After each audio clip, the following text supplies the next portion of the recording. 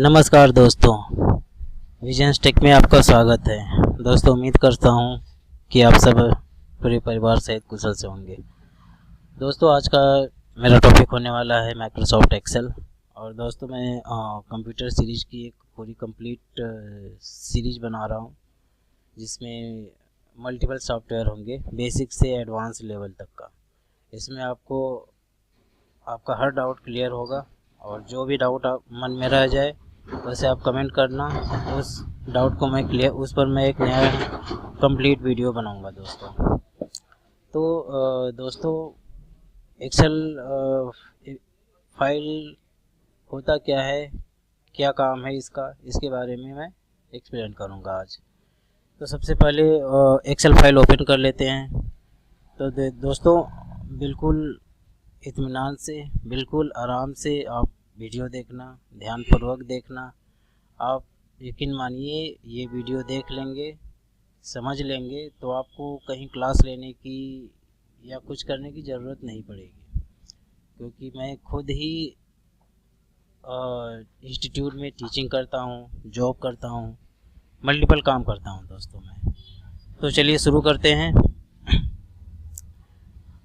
तो दोस्तों, सबसे पहले ये देखते हैं कि एक्सेल को हम ओपन कैसे कैसे कर सकते हैं। तो एक्सेल हम कई तरह से ओपन कर सकते हैं, जिसमें से पहला तरीका है कि आप विंडोज़ पर स्टार्ट बटन पर क्लिक करिए और इसमें टाइप कर दीजिए EXCEL।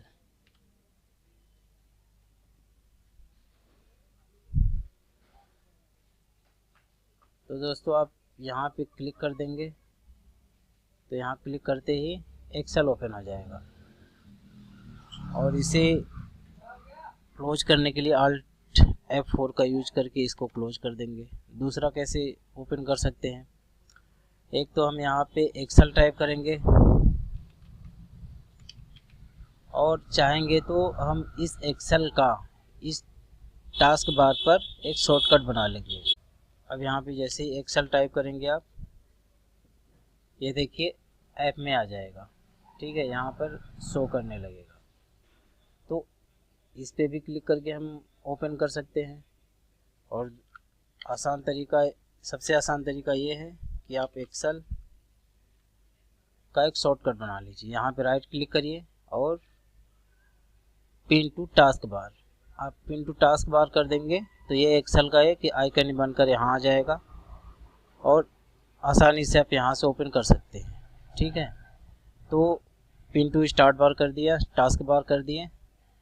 और दूसरा ऑप्शन क्या है ओपन करने का, कमांड के जरिए भी हम इसको ओपन कर सकते हैं। कमांड के जरिए कैसे ओपन करते हैं, Windows+R प्रेस करेंगे और इसमें टाइप कर देंगे EXCEL और इंटर कर देंगे।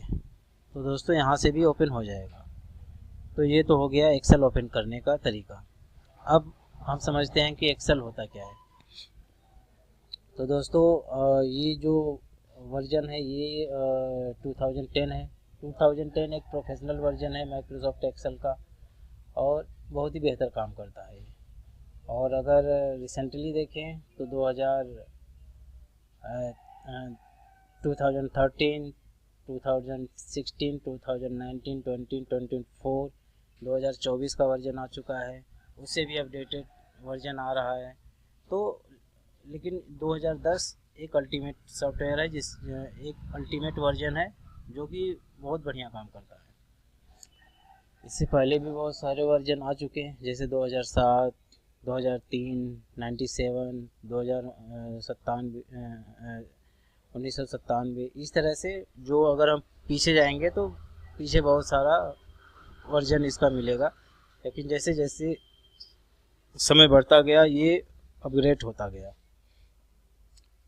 तो अब दोस्तों, इसमें आप समझते हैं कि होता क्या है। जैसे जो हम सबसे पहले जब हम एक्सेल ओपन करते हैं तो ये हमारे पास ये चीज़ें शो करती हैं। तो दोस्तों, ये अगर हम जहाँ भी हमारा कर्सर जिसको भी सेलेक्ट करता है उसको हम एक सेल बोलते हैं, और सेल हमारा रो एंड कॉलम से मिलकर बनता है। एक रो उसमें इंक्लूड होता है और एक कॉलम। कहीं भी हम क्लिक कर देंगे। अब इसका हम डेस्टिनेशन देखना चाहें कि इसका इस सेल का लोकेशन क्या है, इसको हम डिफाइन कैसे करेंगे। तो ये डिफाइन करने के लिए दोस्तों ऊपर के ये जितने भी हैं A B C D ये सब कॉलम के नाम से काउंट होते हैं, कॉलम से के नाम से जाने जाते हैं। और ये जो 1 2 3 4 है ये सब रो होते हैं। तो कॉलम, इन सब को कॉलम बोलते हैं और इन सब को रो बोलते हैं। अगर हमारा कर्सर यहाँ है तो इसको हम D10 बोलेंगे, मतलब D वाला कॉलम और 10 रो। अगर कर्सर हमारा यहाँ है तो D2 का मतलब D कॉलम, जब जैसे कर्सर हमारा यहाँ है तो ये हम इसका लोकेशन क्या है, इस सेल का लोकेशन है H कॉलम एंड 4 रो जो है वो रो है, तो H4। और अब देखिए दोस्तों, सबसे पहले हमें यहाँ पे होम पेज शो करता है, ठीक है। होम पेज का मतलब ये है कि जो बेसिक चीज़ें होती हैं टाइप करने के लिए वो सारी चीज़ें हमें होम पेज पर ही मिल जाती हैं। और बेसिक चीज़ें जैसे इसमें बोल्ड इटैलिक करना, साइज बढ़ाना, बॉर्डर, ब्रैकेट, कलर और अलाइनमेंट, रैप टेक्स्ट हो गया, मर्ज हो गया, कंडीशनल फॉर्मेटिंग हो गई, सॉर्टिंग हो गया। तो ये सारी बेसिक चीज़ें हमारी होम पेज पर शो करता है। और अगर एक से ज़्यादा हो गया तो ये हमारा, इसको हम रेंज बोलते हैं, इस एरिया को हम एक रेंज बोलते हैं, ठीक है। एरे बोलते हैं, टेबल बोलते हैं। तो जितने एरिया एक से ज़्यादा अगर आप सेलेक्ट कर रहे हैं तो इसको हम एक रेंज हो गया, एक डेटाबेस हो गया। तो एक्सेल का यूज ख़ास तौर से डेटाबेस बनाने के लिए किया जाता है, रिकॉर्ड रखने के लिए किया जाता है, और ये फार्मूला बेस्ड होता है। दोस्तों अगर नॉर्मल कंटेंट टाइप करना है तो कंटेंट टाइप करने के लिए वर्ड काफ़ी है, तो इसलिए इस एक्सेल का यूज यही है कि इसमें जितने भी कंडीशन होते हैं, फार्मूले होते हैं, पूरा स्ट्रक्चर बनाया जाता है, चार्ट तैयार किया जाता है, पूरा एक प्रॉपर डैशबोर्ड तैयार कर सकते हैं इसके बेस पे। तो ये सब, इसको हम ये जो हल्का हल्का सा देख रहे हैं लाइनिंग, इन सब को हम ग्रिड बोलते हैं। ये सब ग्रिड हटाए भी जा सकते हैं, तो आगे चलकर मैं वीडियो में बताऊंगा कैसे हटाया जाता है ग्रिड। अब ये देख लेते हैं कि इसका काम क्या है। नॉर्मल आप किसी भी सेल पे जाएंगे, अगर किसी का नाम टाइप करना हो गया तो नाम टाइप कर सकते हैं, वैल्यू टाइप करना हो गया तो आप वैल्यू टाइप कर सकते हैं। तो ये होता है सेल, इसको हम बोलेंगे E7, इसको बोलेंगे F7। इस तरह से ये एंट्री किया जाता है इसमें। अब चलिए अब इसमें आगे बढ़ते हैं। तो दोस्तों ये कॉलम हो गए और इनको हम रोज बोलते हैं, रो। और ये सेल हो गया। अब अगर कुछ भी इसमें टाइप करते हैं तो उसको सेव करते हैं ताकि डेटा हमारा सेव रहे। जो भी हम काम करते हैं उसको सेव करते जाएं। अगर मान लीजिए एक ही बार में आपने 1 घंटे का काम कर लिया, उसको सेव नहीं किए, अचानक से लाइट चली गई या कंप्यूटर बंद हो गया तो पूरा डेटा लॉस होने के चांसेस रहते हैं। वैसे चांसेस हो ही जाते हैं, लॉस ही हो जाते हैं। कोई कंप्यूटर जो अच्छे से एडवांस वर्जन का होता है उनमें डेटा को रिकवर किया जा सकता है, लेकिन ज़्यादातर केस में डेटा लॉस ही हो जाता है। तो दोस्तों ये एक्सेल कैलकुलेशन बेस्ड होता है, पूरा इसमें डेटाबेस बनाया जाता है। तो चलिए हम स्टार्ट करते हैं। तो सबसे पहले हम ये देखते हैं कि हमारे पास फाइल होता है। फाइल पर क्लिक करते ही हमारे पास फाइल में कई सारे ऑप्शन आ जाते हैं, जैसे सेव का मतलब सिंपल सा है, जो भी हम काम कर रहे हैं उस फाइल को सेव करना हो गया। किसी भी लोकेशन पे हम इसको सेव करना चाहें हम सेव कर सकते हैं। सेव एज का मतलब होता है दोस्तों कि किसी भी फाइल को, इस फाइल को दूसरे नाम से या मल्टीपल नाम से सेव करना, ठीक है। ये होता है ओपन। ओपन का मतलब ये है कि जो फाइल सेव हो चुका है उस फाइल को ओपन करने के लिए हम ओपन का यूज करते हैं। क्लोज का मतलब ये है कि जो भी फाइल हम ओपन किए हैं उसको क्लोज करने के लिए क्लोज कर देंगे यहाँ। इन्फो का मतलब ये होता है दोस्तों कि जो फाइल हमने बनाई है, जिस फाइल को हमने सेव किया है, उसका प्रॉपर्टी क्या है, प्रॉपर्टी के बारे में ये डिस्प्ले करता है। जैसे protection, protect workbook. Protect workbook का मतलब ये हो गया कि आप अपने फाइल पर पासवर्ड लगाना चाहते हैं तो प्रोटेक्ट वर्कबुक करेंगे ताकि कोई दूसरा इसको ओपन ना कर सके। चेक फॉर इशू, अगर इसमें कोई इशू आ जाते हैं तो उसको रिजॉल्व करने के लिए, चेक करने के लिए होता है। मैनेज वर्जन, इसको आप जैसे अचानक से कोई फाइल बंद हो जाती है तो यहाँ से हम इसको रिकवर कर सकते हैं। रिकवर अनयूज्ड वर्कबुक्स, मतलब जिसका हम टाइटल नहीं दिए, नाम नहीं दिए, बिना नाम के ही वो बंद हो गई फाइल, तो उसको हम यहाँ से फाइंड आउट कर सकते हैं। तो दोस्तों सबसे पहले अब हम चलते हैं इसमें कुछ डेटा लिख लेते हैं। जैसे मान लीजिए कि हम एक कंपनी में स्टूडेंट का रिकॉर्ड बना रहे हैं, ठीक है। एक स्कूल हो गया, स्कूल में स्टूडेंट रिकॉर्ड बना रहे हैं। तो यहाँ पे हमने लिख दिया स्टूडेंट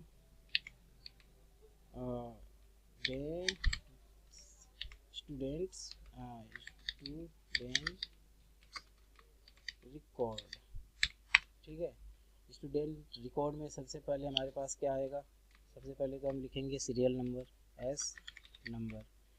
फिर नेम हो गया स्टूडेंट नेम,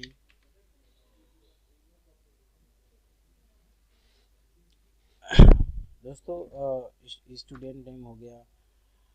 एम्प्लॉय, दोस्तों हम एम्प्लॉय के नाम से वर्कशीट बनाते हैं। मान लीजिए किसी कंपनी में आप काम कर रहे हैं, तो कंपनी में एम्प्लॉय, दोस्तों मान लीजिए जैसे हम किसी कंपनी में काम कर रहे हैं, तो कंपनी में HR है, उन्होंने दे दिया, बोला, या बॉस है, उन्होंने दे दिया, बोला कि एम्प्लॉय का ये रिकॉर्ड है, उसको एंट्री कर लो, ठीक है, सिंपल सा है। तो एम्प्लॉय रिकॉर्ड, एम्प्लॉय रिकॉर्ड हमने बना लिया। इसमें हमने नाम दे दिया serial number, employee name, address, mobile number, designation, ठीक है। फ़िलहाल के लिए हमें बोला गया कि इतना रिकॉर्ड बना लो, एम्प्लॉय का नेम हो जाए, एम्प्लॉय का नाम, एड्रेस, मोबाइल नंबर और डेजिग्नेशन हो जाए। तो दोस्तों यहाँ पे देख लीजिए कि जैसे अगर मान लीजिए बड़ा डेटा होगा और जैसे ही आप इंटर करेंगे तो यहाँ तो ये डेटा यहाँ से आगे तक शो कर रहा है, लेकिन अगर जैसे ही आपने इसमें कुछ इंटर कर दिया, इंटर किया,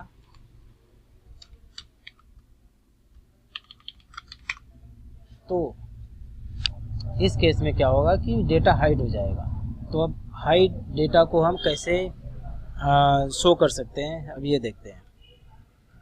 तो बेस्ट तरीका बताऊंगा दोस्तों, उसका यूज करना। आप जैसे ये नाम हाइड हो रहा है तो इस पर आप डबल क्लिक कर देंगे तो ये जितने रेंज में रहेगा ऑटो फिक्स कर लेगा। यहाँ भी हमने डबल क्लिक कर दिया, ये ऑटो फिक्स। आप सबको एक साथ पकड़ कर भी डबल क्लिक करेंगे तो भी ऑटो फिक्स हो जाएगा। लेकिन यहाँ देखिए, ये देखना है कि एम्प्लॉय रिकॉर्ड जो है वो इस सेल को काउंट कर लेगा, तो ऑटो फिक्स इसके अकॉर्डिंग कर देगा। तो जब भी हम, ये हमारा मेन टॉपिक है, ठीक है, ये हमारा मेन टॉपिक है, एम्प्लॉय जिसके नाम से ये शीट बन रही है, तो हम इसको मर्ज कर देंगे। मर्ज करने के लिए यहाँ से लेकर यहाँ तक का डेटा है, तो जहाँ से लेकर जहाँ तक रेंज होता है पूरा हम रेंज सेलेक्ट करते हैं और उसके बाद मर्ज एंड सेंटर पर क्लिक कर देंगे तो ये मर्ज हो जाएगा। अब इसको थोड़ा हम बोल्ड कर देंगे, कंट्रोल B का यूज करके बोल्ड कर देंगे, या यहाँ से भी बोल्ड कर सकते हैं। अब इसका साइज हम 15 कर देते हैं, ठीक है दोस्तों। तो ये मर्ज हो गया और साइज इसका 15 का हो गया। इसका फ़ॉन्ट बदलना चाहें तो यहाँ से फ़ॉन्ट भी बदल सकते हैं। ठीक है दोस्तों, तो ये फ़ॉन्ट बदल गया। अब इसका भी फ़ॉन्ट बदलना है तो इसका भी फ़ॉन्ट बदल देंगे। तो जैसे जैसे हम, अब मान लीजिए ये इतना ही रिकॉर्ड है, हमें आगे बहुत सारे रिकॉर्ड करना है, तो हम सारा सेलेक्ट रिकॉर्ड रेंज इतना सेलेक्ट कर लिए और इस पर टाइम्स न्यू रोमन लिख दिया मैंने और यहाँ पे 12 कर दिया। तो ये टाइम्स न्यू रोमन फ़ॉन्ट हो गया और साइज 12 की हो गया, इसका साइज 15 का। अब अगर हम यहाँ पे डबल क्लिक करेंगे तो यहीं तक ऑटो फिक्स कर देगा, यहाँ तक रेंज इसका नहीं लेगा। जैसे यहाँ पे डबल क्लिक करेंगे तो अब देख रहे हैं जिसका इतना रेंज है वहाँ पर सबको एक साथ हम सेलेक्ट करके भी ऑटो फिक्स कर सकते हैं। अब ये देखिए कि एम्प्लॉय का नाम तो बड़ा आएगा, तो एम्प्लॉय का नाम इतने बड़े तक कर देते हैं। एड्रेस थोड़ा और बड़ा हो सकता है तो एड्रेस इतना बड़ा कर दिए। मोबाइल नंबर इतने में आ सकता है। डेजिग्नेशन उसका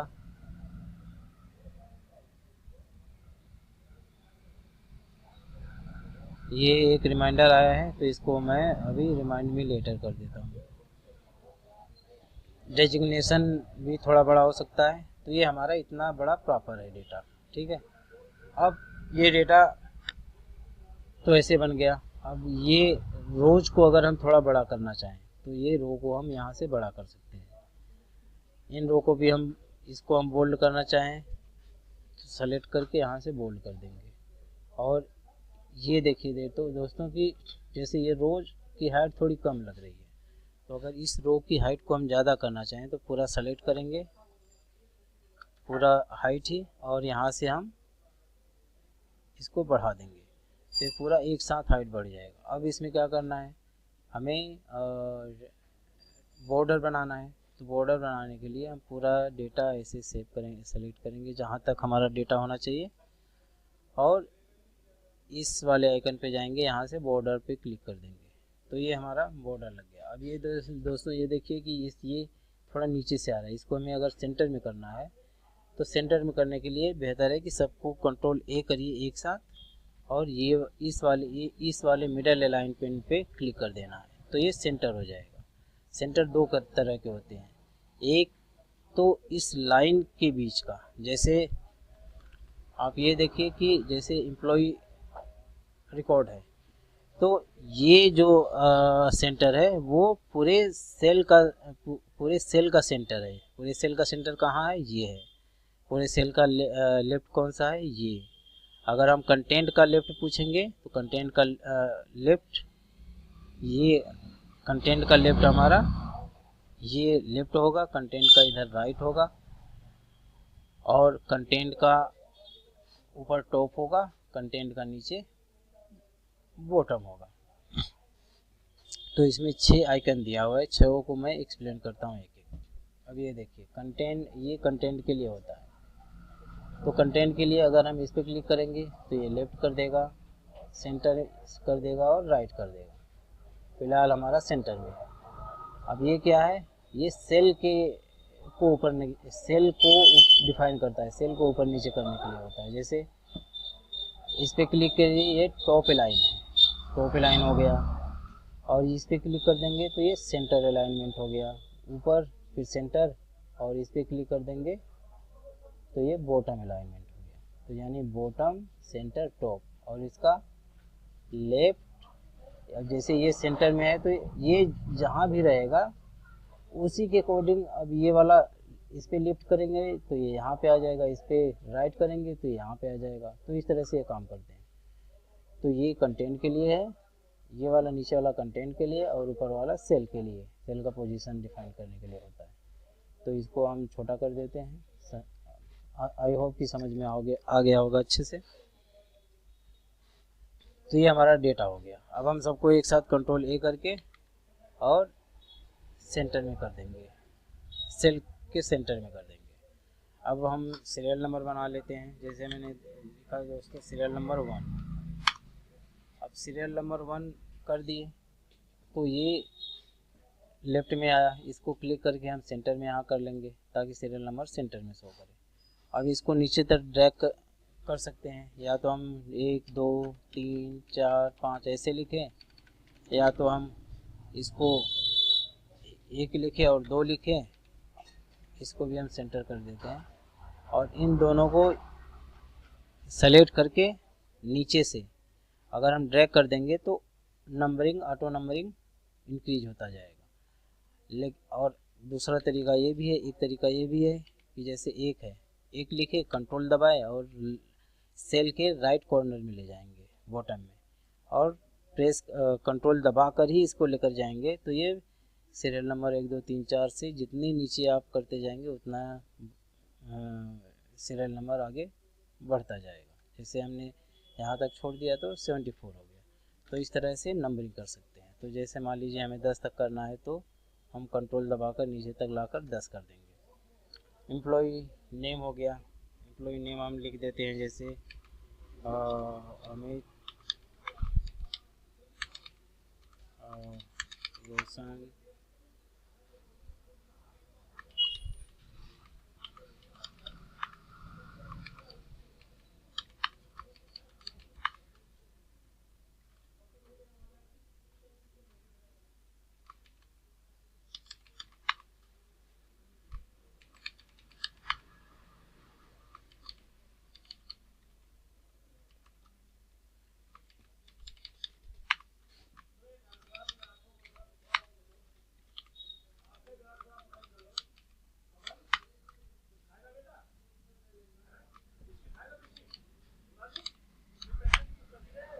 तो दोस्तों ये हमारा हम एम्प्लॉय का नाम हो गया। एड्रेस हो गया, एड्रेस में जैसे हम दिल्ली का अगर बना रहे हैं तो एड्रेस दिल्ली में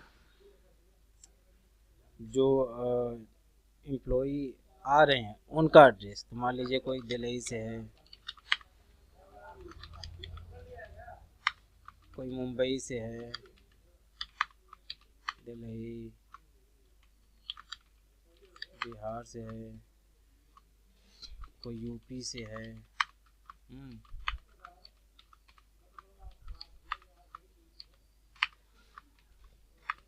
तो ये उनका एड्रेस मान लीजिए फ़िलहाल हम सिटी लिख दिए।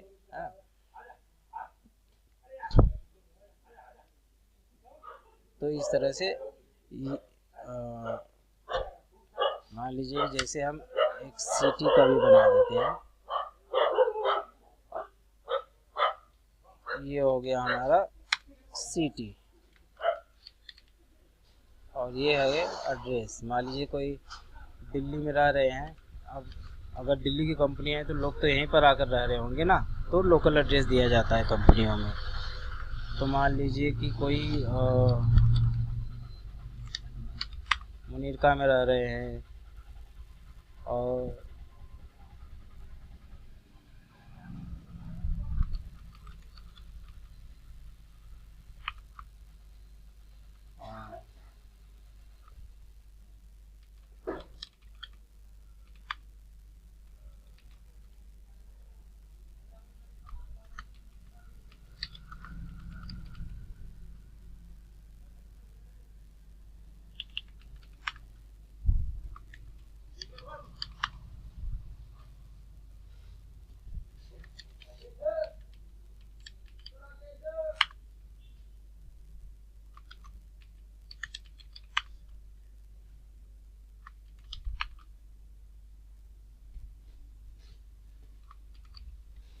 तो ये दोस्तों जैसे दिल्ली में ये जगह है, तो मान लीजिए यहाँ पे लोग रहते हैं।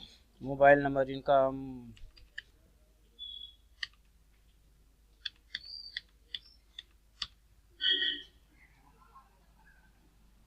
ये मोबाइल नंबर हो गया इनका, ठीक है दोस्तों, इनका ये मोबाइल नंबर हो गया। और डेजिग्नेशन कोई आईटी में है, कोई मैनेजर है,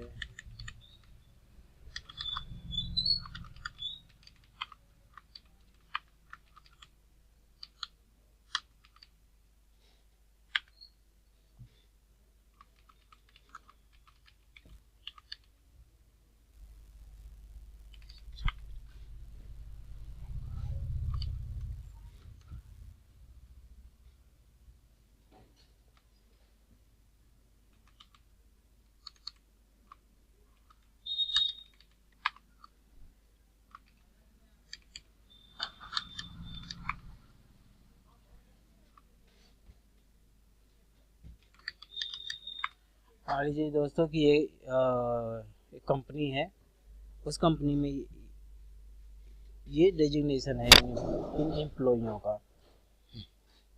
तो दोस्तों हमने ये डेटाबेस बनाया, अब इसको सेव कैसे करेंगे? सेव करने के लिए कंट्रोल एस का प्रेस कर सकते हैं, ठीक है। कंट्रोल एस प्रेस करेंगे, शॉर्टकट कंट्रोल एस होता है, तो कंट्रोल एस करके अब ये फाइल नेम पूछेगा, तो इस फाइल का जो भी नाम देना हो आप दे सकते हैं इस फाइल का नाम। जैसे मैंने लिख दिया एम्प्लॉई रिकॉर्ड और इसको सेव कर लिया। और दोस्तों यहीं पर एक चीज़ और है कि हम इसमें पासवर्ड यहीं से लगा सकते हैं, फाइल को सेव करते समय ही पासवर्ड लगा सकते हैं। पासवर्ड अगर हम लगाना चाहें तो हम टूल पे जाएंगे और जनरल ऑप्शन पे क्लिक करेंगे और यहाँ पे और पासवर्ड टू ओपन और पासवर्ड टू मॉडिफाई और ऑलवेज क्रिएट बैकअप भी कर सकते हैं। बैकअप का मतलब हमेशा ये एक बैकअप बनाकर चलेगा। तो पासवर्ड में चाहें तो हम जैसे 111 हमने डाल दिया, ठीक है, या तो हमने डाल दिया 1 2 3 और चाहे तो हम इसको इतना ही एक ही पासवर्ड डाल दें और या तो हम चाहे तो मॉडिफाई के लिए भी वही पासवर्ड सेम पासवर्ड यूज करें या मॉडिफाई के लिए हम डिफरेंट पासवर्ड भी यूज कर सकते हैं। जैसे हमने वही सेम पासवर्ड ले लिया 1 2 3। तो चलिए और पासवर्ड का भी मैं साथ साथ लगा कर ही दिखा देता हूँ। तो ओके करेंगे तो वैसे मॉडिफाई का तो छोड़ ही दीजिए, क्योंकि जब भी आप ओपन करेंगे 2 बार आपको पासवर्ड मांगेगा, 2 बार पासवर्ड डालना पड़ेगा। तो अच्छा है कि आप एक ही सिर्फ ओपन का पासवर्ड डालिए। तो ओपन का पासवर्ड मैंने डाल दिया और ओके कर दिए और यहाँ पे री इंटर ओपन पासवर्ड को री इंटर कर देंगे कंफर्म करने के लिए। तो 1 2 3 हमने डाल दिया और ओके कर दिया। अब फाइल को हम कहाँ सेव करना चाहते हैं, तो ये जाहिर सी बात है आप किसी ड्राइव में रखिए। जैसे मैंने दिस पीसी में डी ड्राइव के अंदर रखना चाहता हूँ, तो दिस पीसी पे क्लिक करेंगे और यहाँ पे ड्राइव आ गया मेरा डी ड्राइव के अंदर। अब एक कंपनी ले लिया हमने, जैसे XYZ कंपनी ले लिया, AV कंपनी हमने ले लिया, ठीक है, AV कंपनी ले लिया। इस नाम से हमने बना लिया कंपनी का फोल्डर एक बना लिया, उसके अंदर हम एम्प्लॉय रिकॉर्ड को सेव कर देंगे। अब इसको देखिए, जैसे अगर मान लीजिए जैसे हमने इसको बंद कर दिया, तो अब बंद कर दिए तो अब वापस हमें एक्सेल ओपन करना है, तो हम डायरेक्ट लोकेशन पर भी जाकर ओपन कर सकते हैं और कंट्रोल ओ करके भी ओपन कर सकते हैं। चलिए हम कंट्रोल ओ करके बताते हैं। जैसे ये एक्सेल फाइल है, इस पर हमने क्लिक कर दिया, तो अब यहाँ से कंट्रोल ओ करेंगे और उस लोकेशन पर जाएंगे।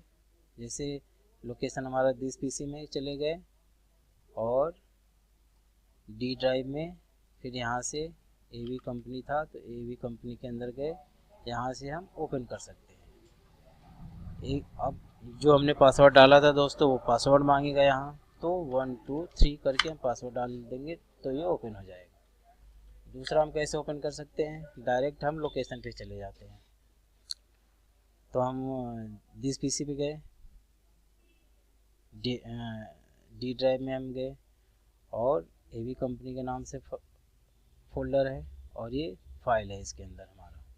तो इस पर डबल क्लिक किए और यहाँ पासवर्ड डालना पड़ेगा और इंटर कर दिए।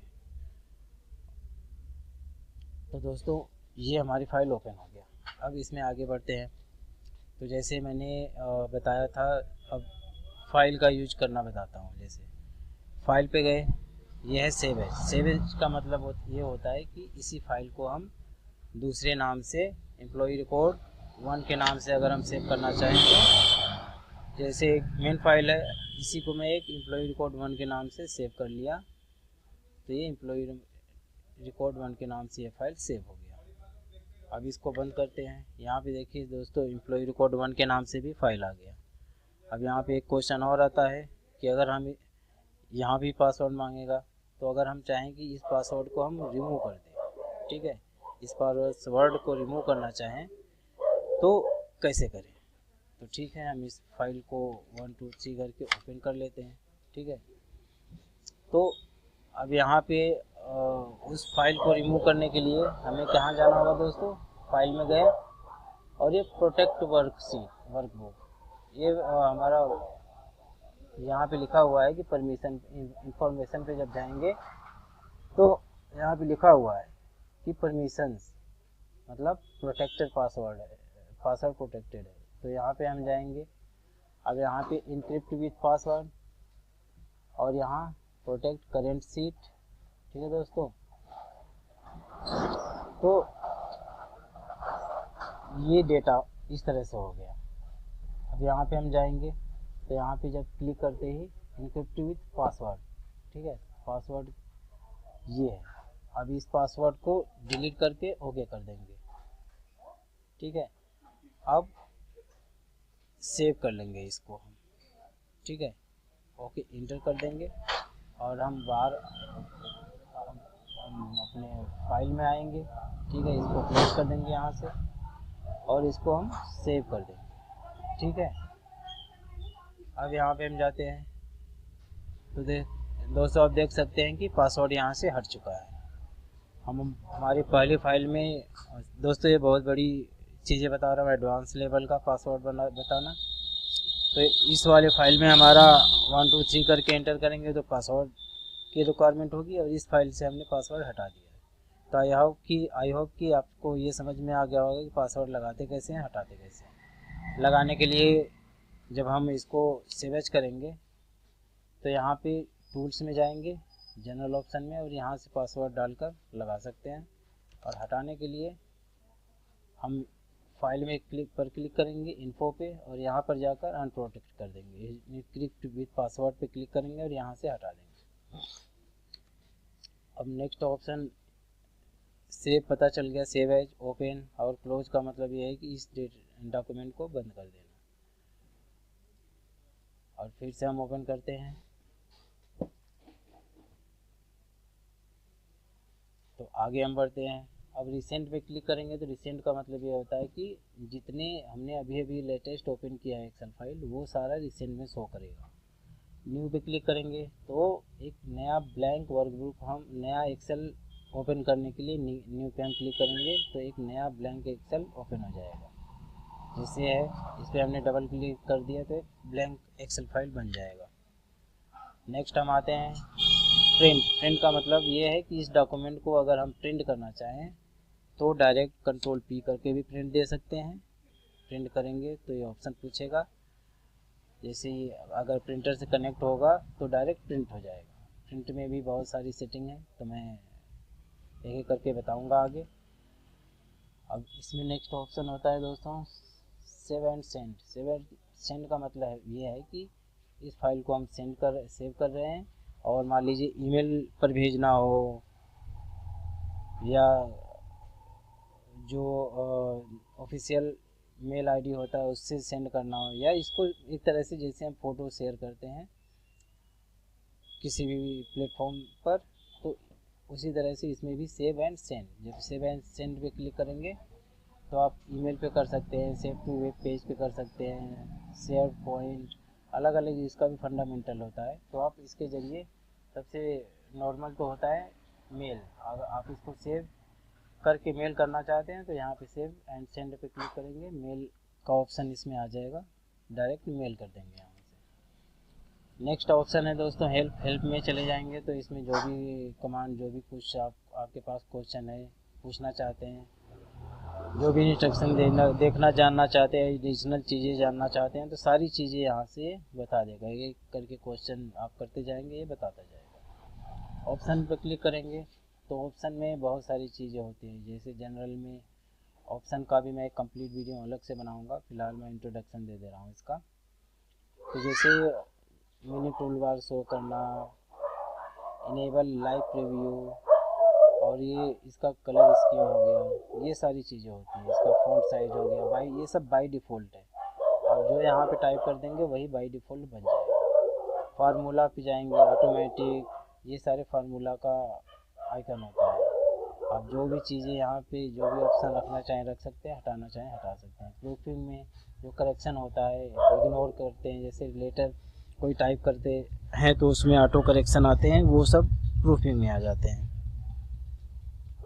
सेव में पर जाएंगे तो ये save auto recover information every 10 minute में एक ऑटो रिकवर का इंफॉर्मेशन आ जाएगा इसमें। मतलब जब आप 10 मिनट के डेटा को ऑटो रिकवर कर सकते हैं यहाँ पे, और आप बढ़ा सकते हैं, घटा सकते हैं, कुछ भी कर सकते हैं। इसमें डेटा रिकवरी का ऑप्शन है यहाँ पे, तो ये सब आ जाएगा सेव के ऑप्शन में। लैंग्वेज में चले जाएंगे तो लैंग्वेज में जैसे इंग्लिश है हमारा, तो ये सारा एडवांस में चले जाएंगे। एडवांस में आपको अदर ऑप्शन मिल जाएंगे।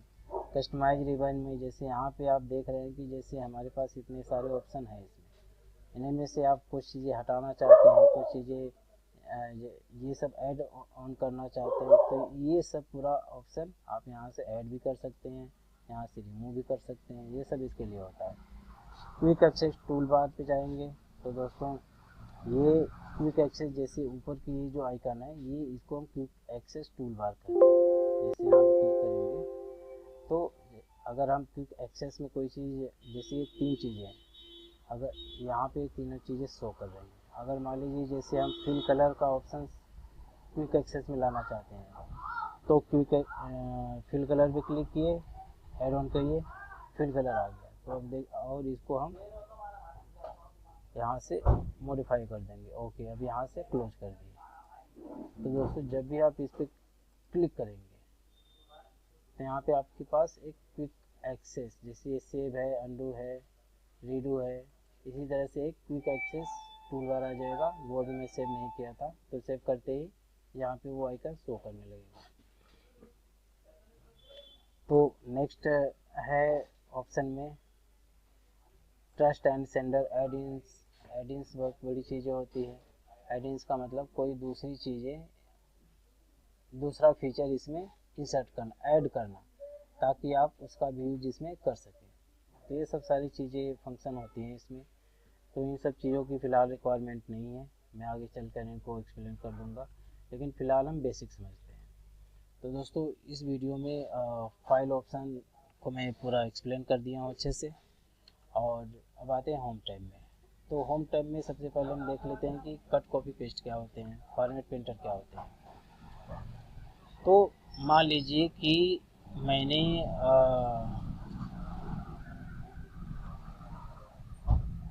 यहाँ तक ये हमारा रिकॉर्ड है, ठीक है, 10 कॉलम है और मुझे यहाँ पे 11वां कॉलम लिखना है। 11 में हमने लिखा अमित कुमार, एड्रेस लिख दिया हमने लिख दिया सराय, एड्रेस लिख दिया, सिटी फरीदाबाद लिख दिया, ठीक है, और मोबाइल नंबर लिख दिया, और इनका डेजिग्नेशन लिख दिया, डिजाइनर लिख दिया।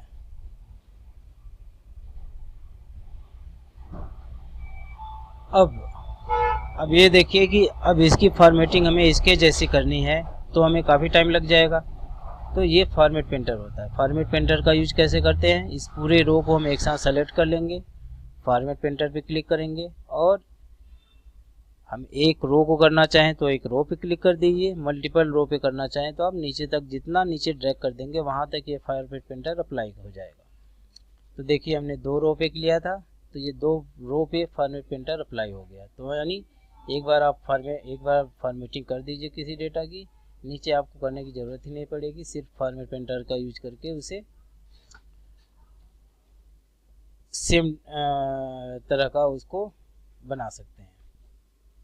अब नेक्स्ट आगे हम देखते हैं कि जैसे दोस्तों जब ये देखिए, जब भी हमारा डेटा बड़ा होगा, जैसे ही हम इसको ऊपर करेंगे तो ऊपर से हमारा ये जो रोज है, ऊपर का 2 हमारा सेल है, इम्पोर्टेंट सेल, ये भी हाइड हो जाते हैं। अगर ये हाइड हो जाएंगे तो हमें पता ही नहीं चलेगा कि कहाँ किस कॉलम पर कौन सा हेडिंग है।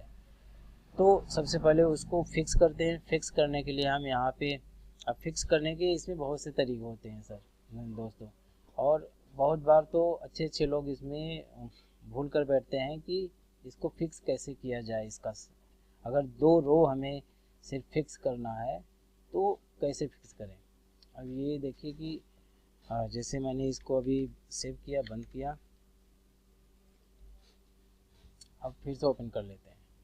अब देखिए दोस्तों, अगर हमारा कई बार ये है कि जैसे हमें पता ही नहीं कि हमारा कर्सर कहाँ है, और रो को फिक्स करने के लिए हम व्यू पे क्लिक करेंगे, व्यू पे, और व्यू पे ये हमारा होता है फ्रीज पे जाएंगे, और फ्रीज पैन एक होता है। 3 ऑप्शन होते हैं इसमें, एक फ्रीज पैन और दूसरा ऑप्शन होता है फ्रीज टॉप रो, और एक होता है freeze first column. Freeze first column का मतलब इस कॉलम को फ्रीज कर देगा, फ्रीज टॉप रो का मतलब ऊपर वाले रो को फ्रीज कर देगा, इस वाले रो को, जैसे हम करते हैं। अभी हमने एक ये ले लिया फ्रीज टॉप, तो अब ये देखिए फर्स्ट वाले को फ्रीज कर दिया, लेकिन हमको 2 रो फ्रीज करना है, तो दोबारा हम इसको अनफ्रीज करेंगे। दोस्तों, एक बार कोई चीज़ आप फ्रीज कर देंगे तो उसको दोबारा अनफ्रीज करने के बाद ही दूसरा फ्रीज का ऑप्शन आप सेलेक्ट कर सकते हैं। तो फ्रीज फर्स्ट कॉलम ये टॉप रो हो गया। अब फर्स्ट कॉलम करेंगे तो इसको नीचे करेंगे तो ये नीचे चलता जाएगा, लेकिन फ्रीज क्या हुआ है, ये वाला कॉलम हुआ है। अगर आप इसको ऐसे करेंगे तो ये फर्स्ट वाला कॉलम फ्रीज रहेगा, कॉलम का मतलब इसको फ्रीज किया है। ठीक है दोस्तों, तो इस तरह से फर्स्ट कॉलम को फ्रीज कर दिया है। लेकिन हमारा ये है कि हमें 2 रो ही सिर्फ फ्रीज चाहिए, वो भी ये दोनों चाहिए। तो इस रो को अगर कई बार हमारा कर्सर का हम ध्यान भी नहीं देते, मान लीजिए हमें इनको फ्रीज करना है, तो हम कैसे करेंगे, यहाँ पे जाएंगे, अनफ्रीज करेंगे, दोबारा हम फ्रीज पैन, तो फ्रीज पैन हो गया। लेकिन हम देख रहे हैं कि कहाँ तक, यहाँ तक फ्रीज हो गया, यहाँ तक कैसे फ्रीज हुआ। अगर हम इस तरफ करेंगे तो यहाँ तक 2 कॉलम फ्रीज है, तो ये 2 कॉलम और यहाँ तक रो कैसे फ्रीज हो गया। तो इसको समझने के लिए सबसे ज़रूरी ये है, पहले तो हम इसको अनफ्रीज कर लेते हैं। अब इसको फ्रीज करने के लिए सबसे पहले हमें अपना कर्सर वहाँ पे रखना होगा जहाँ से हमें फ्रीज करना है। जैसे 2 रो को अगर हमें फ्रीज करना है तो हमारा 2 रो के नीचे होना चाहिए कर्सर। अगर मान लीजिए हमें 2 कॉलम भी फ्रीज करना है तो 2 कॉलम के बाद तीसरे कॉलम पर होना चाहिए हमारा कर्सर। मतलब जहाँ हमारा कर्सर रहेगा उसके ऊपर वाला फ्रीज रहेगा और उसके लेफ्ट वाला, यानी टॉप, कर्सर के टॉप एंड लेफ्ट वाला ऑप्शन ही एरिया ही हमेशा फ्रीज होता है फ्रीज पैन करने से। तो 2 रो फिक्स करने के लिए, और हमें कॉलम कोई फ्रीज नहीं करना है, सिर्फ रो फ्रीज करना है, तो हमें फर्स्ट तीसरे रो पर आप ले जाएंगे। इसका मतलब ऊपर का एक और ये 2 रो फ्रीज होगा और कोई भी कॉलम फ्रीज नहीं होगा। अब हम यहाँ पे गए, फ्रीज पैन कर दिया, अभी देखिए बढ़िया से फ्रीज हो गया, कोई दिक्कत नहीं है। जितना भी नीचे आप चलते जाइए 2 रो फिक्स रहेगा और नीचे का डेटा मूव करता जाएगा।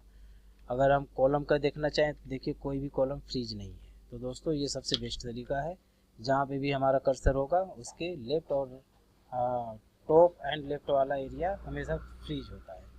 अगर हमारा ए पर कर्सर है तो इसका मतलब इसके लेफ्ट में कोई कॉलम नहीं है, इसलिए हमारा एक भी कॉलम फ्रीज नहीं हुआ। अब नेक्स्ट हम आते हैं होम पेज पर ही। अब ये तो हो गया। कट क्या होता है दोस्तों, कट का मतलब ये होता है, जैसे ये वाला रिकॉर्ड हमने ले लिया, इसको हमने यहाँ से कट कर लिया, चाहे कंट्रोल एक्स कर लेंगे कमांड के जरिए, एक ही बात है, कट कर लिए। अब अगर हम कट किए हैं तो कहीं तो पेस्ट करेंगे। अब यहाँ पर आ गए। अब यहाँ पर आने के बाद हम कंट्रोल वी का भी यूज कर सकते हैं और डायरेक्ट इंटर का भी यूज कर सकते हैं। तो जो भी डेटा हम कट किए रहेंगे या कॉपी किए रहेंगे, जहाँ भी हम कर्सर रख कर इंटर करेंगे या कंट्रोल वी करेंगे वहाँ पर पेस्ट हो जाएगा। दूसरी चीज़ें, अब कॉपी का क्या मतलब है, जैसे हमने कट किया तो कट से क्या होगा कि यहाँ से पूरा डेटा कट कर वहाँ शिफ्ट हो जाएगा जहाँ हम पेस्ट करेंगे। ये देखिए यहाँ पर आ गया, यहाँ से मूव कर गया।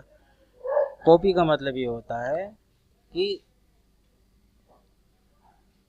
जहाँ से हम कॉपी करेंगे वहाँ भी रहेगा, और हम उसको जहाँ पेस्ट करेंगे, ये कॉपी पर क्लिक करेंगे तो जहाँ पेस्ट करेंगे वहाँ भी चला जाएगा और वहाँ भी रहेगा। इसको आप सैकड़ों हज़ारों जगह पेस्ट कर सकते हैं, कोई दिक्कत नहीं है। हाँ, जहाँ भी पेस्ट करना चाहें वहाँ भी पेस्ट कर सकते हैं। एक बार कॉपी करने के बाद जैसे मर्जी वैसे पेस्ट करते जाइए आप। और कंट्रोल जेड से इसमें बैक होता है और कंट्रोल वाई से आगे बढ़ते हैं। रीडू और अनडू। रीडू का मतलब आगे को मूव करना, अंडू का मतलब पीछे जाना। तो दोस्तों ये तो फ़ॉन्ट हो गया, ये कट कॉपी हो गया, फॉर्मेट पेंटर का मतलब बता ही दिया। अब इसमें पेस्ट में कई सारे ऑप्शन होते हैं तो इसको मैं आगे बताऊंगा। अब नेक्स्ट हम आते हैं साइज में। तो ये फ़ॉन्ट हो गया, फ़ॉन्ट में अलग अलग फ़ॉन्ट होते हैं, जैसे स्टाइल होते हैं। फ़ॉन्ट का मतलब ये होता है कि जैसे मान लीजिए 100 लोग हैं, 100 लोगों की अलग अलग हैंड राइटिंग होती है, और जब हम कुछ स्पेशल नोट लिखते हैं तो उसमें कुछ चीज़ों को हम मार्क करते हैं, बुलेट करते हैं और बोल्ड में लिखते हैं, बड़े छोटे में लिखते हैं, तो वो सारा ऑप्शन होता है फ़ॉन्ट का। फ़ॉन्ट में अलग अलग राइटिंग होती है। तो फ़ॉन्ट हो गया और ये साइज हो गया। अब नेक्स्ट हम आते हैं, जैसे इसको हमने सेलेक्ट कर लिया, ये हो गया बोल्ड। बोल्ड का मतलब तो जानते ही हैं, मोटा चौड़ा कर देगा इसको। इटैलिक का मतलब तिरछा हो जाएगा। अंडरलाइन का मतलब बीच में एक अंडरलाइन आ जाएगा, नीचे एक अंडरलाइन आ जाएगा। अंडरलाइन के और भी ऑप्शन है, डबल अंडरलाइन आ जाएगा। और अब हम देखते हैं कि ये क्या चीज़ है। इससे क्या होगा दोस्तों कि ये फ़ॉन्ट को इंक्रीज करेगा। जैसे इस पर हमने क्लिक किया पूरे रो पे, तो ये देखिए एक एक फ़ॉन्ट ये इंक्रीज करेगा, दो दो फ़ॉन्ट यहाँ पे इंक्रीज हो रहा है, और इससे दो दो फ़ॉन्ट डिक्रीज होगा। ठीक है दोस्तों, तो इससे इंक्रीज होगा और इससे डिक्रीज होगा। और अब नेक्स्ट पॉइंट है कलर। आप एक सेल में कलर देना चाहते हैं तो इस पर जो भी कलर देना चाहते हैं यहाँ पे जाइए, इस पर जो भी कलर यहाँ से देना चाहें उस पर क्लिक करेंगे, कलर आ जाए। पूरे रो पे कलर देना है तो इस पर को सेलेक्ट करके कलर के ऑप्शन पे क्लिक करेंगे तो पूरे रो पे कलर हो जाएगा ये। तो इस तरह से कलर करते हैं। और ये फ़ॉन्ट कलर है दोस्तों, ये फिल कलर है। फिल का मतलब बैकग्राउंड में फिल कलर कर देगा। और फ़ॉन्ट कलर का मतलब ये होता है कि टेक्स्ट का कलर टेक्स्ट कलर में चेंज हो जाएगा। जैसे हम इसको करना चाहें तो ये देखिए दोस्तों, कलर चेंज हो गया टेक्स्ट का। ठीक है, तो जितना भी हम सेलेक्ट कर रहे हैं किए रहेंगे उसमें कलर चेंज होगा टेक्स्ट का। तो ये टेक्स्ट कलर हो गया और ये फिल कलर हो गया। और ये मैंने स्टार्टिंग में ही बता दिया था कि ये इस पर क्लिक करेंगे तो ये सेल के लिए सेल को टॉप, सेंटर और बॉटम करेगा, और इस पर क्लिक करेंगे तो सेंटर में रखेगा, ये लेफ्ट, सेंटर और राइट करेगा। तो ये हमारा अगर दोनों सेंटर में रहेंगे तो डेटा बिल्कुल हमारा बीच में रहेगा। और नेक्स्ट है दोस्तों ये, इस पर हम क्लिक करके ये ओरिएंटेशन है, टेक्स्ट का डायरेक्शन। टेक्स्ट को जिस डायरेक्शन में रखना चाहिए, अगर मान लीजिए जैसे ये है, और इस पूरे डेटा को हम ओरिएंटेशन हम चेंज करना चाहते हैं तो ये देखिए दोस्तों, इस तरह से ये डेटा हमारा आ जाएगा। ठीक है, ये ओरिएंटेशन एक स्टाइल और डिज़ाइन हो जाएगा आपका। इस डेटा को अगर हम ओरिएंटेशन चेंज करना चाहते हैं कुछ दूसरा, तो इनको सेलेक्ट करेंगे। हम ऐसे करना चाहें तो ये डेटा ऐसे आ जाए। तो ये अलग डेटा को अलग अलग डायरेक्शन में करने के लिए ये ओरिएंटेशन रहता है। आप इसी फॉर्मेट सेल अलाइनमेंट भी कर सकते हैं। तो ये एक ऑप्शन आ जाएगा, ऑप्शन में आप जैसा चाहें वैसा डायरेक्शन इसका, मैनुअल डायरेक्शन इसका दे सकते हैं। ओके कर देंगे, इसका वैसा डायरेक्शन हो जाएगा। तो ये अपने इसका वैसे कुछ खास यूज, इसका तो यूज होता ही नहीं है एक्सेल में। तो इसको तो आप इग्नोर करिए, लेकिन अगर कभी डिजाइनिंग करते समय ज़रूरत पड़ गई तो आप यूज कर सकते हैं इसका। कंट्रोल जेड करके हम वापस वही से ही चले जाते हैं। ये है दोस्तों इंडेंट, जैसे इंडेंट का मतलब क्या है, इस पर हमने क्लिक किया, इस पर हम करेंगे तो ये इसको आगे, जैसे वर्ड में टैब होता है वही चीज़ होता है ये इंडेंट, इससे आगे बढ़ता जाएगा और इसमें पीछे करता जाएगा, जितना आगे हम इंडेंट रखना चाहें उतना। जैसे ये सेल है, अब इसको हम चाहते हैं कि यहाँ से हमारा स्टार्ट हो, तो इंडेंट को आप आगे बढ़ा देंगे। दोस्तों सेंटर और इंडेंट दोनों अलग होते हैं, जैसे अब ये है, ये सेंटर नहीं है, जैसे ये आप सेंटर करेंगे तो ये देखिए सेंटर है, लेकिन ये इंडेंट है। इंडेंट अलग होता है और सेंटर अलग। इंडेंट का मतलब कि आप टैब बढ़ा रहे हैं, सेंटर का मतलब पूरा बीच में कर रहे हैं। तो ये इंडेंट हो गया दोस्तों।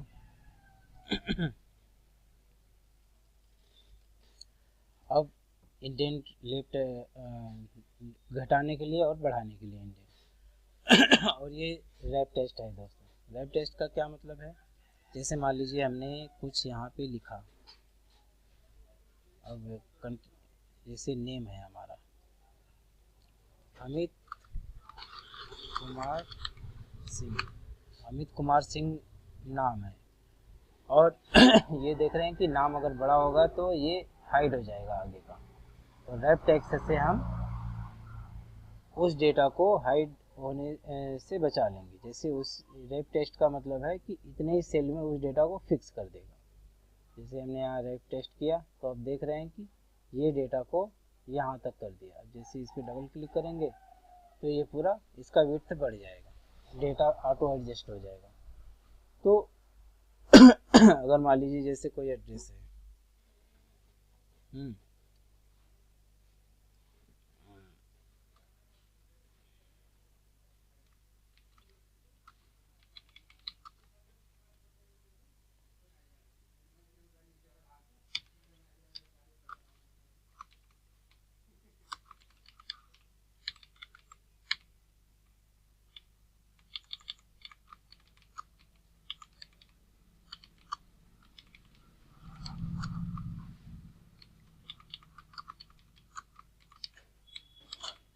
अब ये देखिए जैसे अगर हम एड्रेस लिखते हैं तो ये जायज़ सी बात है कि बहुत बड़े एरिया में होता है। तो यहाँ पे अगर जैसे ही हम डेजिग्नेशन लिख देंगे,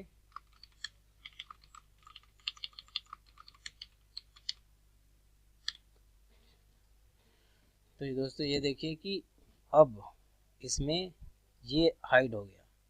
लेकिन अगर हमें रैप टेक्स्ट का मतलब ये होता है कि हमें उतने ही बड़े कॉलम में पूरा डेटा चाहिए, चाहे उसका नीचे से एरिया बड़ा क्यों ना हो जाए। तो ऐसे मान लीजिए कि जैसे आपको बड़ा अगर इतना बड़ा बड़ा आप डेटा रखने लगेंगे और कि एक पेज पे प्रिंट देना चाहेंगे तो वो पॉसिबल नहीं होगा अगर बहुत बड़ा बड़ा रेंज होगा। तो अगर मान लीजिए ये यहाँ तक है, अगर ऐसे ऐसे हो गए तो आपका ऐसे ऐसे में 3 से 4 डेटा हुआ, पूरा पेज कंप्लीट हो जाएगा। जब बहुत बड़ा इन्फॉर्मेशन आने लगेगा तो वो एक पेज में प्रिंट ही नहीं होगा। तो उस कंडीशन में अगर हम मल्टीपल कॉलम एक पेज में सेट करना चाहें तो उसके लिए हमें रैप टेक्स्ट करना ही पड़ता है। अगर मान लीजिए जैसे ये है, आगे का एरिया नहीं शो कर रहा है, अब जैसे ही हम रैप टेक्स्ट पे क्लिक करेंगे तो ये डेटा नीचे तक फ्लो कर देगा, मतलब राइट साइड में जो ओवरफ्लो हो रहा था उसको एक सेल में एडजस्ट कर देगा। तो ये होता है दोस्तों wrap text. Cell and merge का मतलब मैंने समझा ही दिया। जैसे ये है अनमर्ज, जैसे इसको दोबारा क्लिक करेंगे तो ये अनमर्ज हो जाएगा। इस डेटा को हम चाहते हैं कि यहाँ से लेकर जहाँ तक इसका रेंज है वहाँ तक हम इस वाले सेल को मर्ज कर दें। ऐसे में क्या होगा, ऐसे में अगर आप देखेंगे तो ये अलग अलग बॉर्डर इसमें आ जाएगा, अलग अलग सेल। लेकिन इस सेल को पूरा एक ही सेल बनाने के लिए सबको सेलेक्ट करके सेल एंड मर्ज पे क्लिक कर देंगे तो ये मर्ज एंड सेंटर हो जाएगा। तो दोस्तों इस तरह से हमारा डेटा ये शो करता है। तो ये सेल एंड मर्ज हो गया तो, और रैप टेक्स्ट हो गया, ये सारे ऑप्शन यहाँ तक कंफर्म हो चुके हैं। और दोस्तों अगर हम आगे देखें तो ये होता है जनरल। जनरल का ये मतलब होता है कि जो हम लिख रहे हैं, अभी जनरल जैसे ये है, जनरल का मतलब ऑटो राइटिंग, मतलब एक्सेल में एक जो ऑटो पायलट होते हैं या एआई होता है वो अपने आप समझ जा रहा है कि आप क्या लिख रहे हैं, उसके अकॉर्डिंग डेटा को वो अपने आप एडजस्ट कर दे रहा है। जैसे आप ये टेक्स्ट लिखेंगे तो वो टेक्स्ट में एडजस्ट कर देगा, आप नंबर लिखेंगे तो नंबर में एडजस्ट कर देगा। तो इस तरह से ये जनरल है। अगर आपने क्योंकि दोस्तों फार्मूला हमारा हमेशा नंबर पे लगता है, टेक्स्ट पे नहीं। अगर आपने यहाँ टेक्स्ट कर दिया तो अगर आप इस टेक्स्ट वाले सेल पर फार्मूला लगाकर कैलकुलेशन करना चाहें तो वो आप नहीं कर सकते। इसको नेम को आप जो टेक्स्ट का फार्मूला होता है वो आप यूज कर सकते हैं, लेकिन नंबर का फार्मूला आप टेक्स्ट पर यूज नहीं कर सकते क्योंकि वो इसको कैलकुलेट ही नहीं करेगा। तो जैसे फॉर एग्जांपल यहाँ पे मुझे टेक्स्ट लिखना है, ठीक है। हम चाहते हैं कि इसमें सिर्फ टेक्स्ट का ऑप्शन हो, नंबर का ऑप्शन हो ही ना। तो यहाँ पे जाएंगे, यहाँ पे सेलेक्ट करेंगे,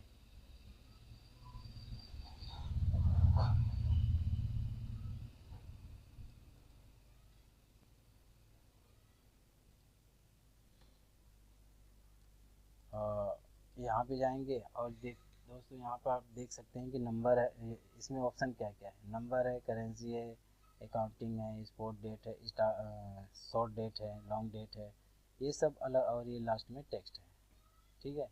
तो ये अलग अलग फॉर्मेट है टाइप करने का। तो नॉर्मल हम या तो ऑटोमेटिक रहेगा तो जनरल और टेक्स्ट सब ऑटोमेटिक लेगा। डेट फॉर्मेट, जैसे अगर डेट लिखना है तो आपको तो वो डेट फॉर्मेट में आप लिखेंगे। अगर आप यहाँ पे जनरली रखेंगे तो वो ऑटो एडजस्ट कर लेगा डेट फॉर्मेट को। अगर इसमें सिर्फ टेक्स्ट ही लिखना है तो हम टेक्स्ट पे चलिए क्लिक करके दिखा देते हैं। अब इसमें आपने डेमो लिखा तो ये टेक्स्ट में आ रहा है। टेक्स्ट दोस्तों जब भी हम टेक्स्ट लिखते हैं, टेक्स्ट हमेशा लेफ़्ट साइड से होता है टाइप, और अपने आप लेफ़्ट साइड में आ जाता है जब भी हम टाइप करते हैं तो, और जो हमारा नंबर होता है वो हमेशा राइट साइड में आ जाता है जब भी हम उसको टाइप करते हैं। तो जैसे हमने यहाँ पे अगर अब इस पे हमने 1 2 3 लिखे तो ये देखिए जब टेक्स्ट के फॉर्मेट में, टेक्स्ट के सेल में आप नंबर टाइप करेंगे तो इस तरह से एक आइकन बनकर आ जाएगा ग्रीन का। इसका मतलब कि ये टेक्स्ट में नंबर टाइप किया गया है। और इस पे अब जैसे हमने यहाँ पे 5 लिखा, इन दोनों को अगर हमें जोड़ना है तो इक्वल टू सम किए, अब इसको ले लिए और इसको ले लिए, ब्रैकेट क्लोज और इंटर। तो देखो दोस्तों इस टेक्स्ट वाले पर ये फार्मूला नहीं लगाया क्योंकि ये इसको कंसीडर कर रहा है एज ए टेक्स्ट, इसलिए सिर्फ 5 ही आया। लेकिन यहीं पे अगर हम मान लीजिए कि 12 नॉर्मल टेक्स्ट हम टाइप कर देते हैं तो ये देखिए नंबर अपने आप राइट साइड से स्टार्ट हो जाएगा। अगर हम इस सेल को हम मूव शिफ्ट कर दें इस वाले पे,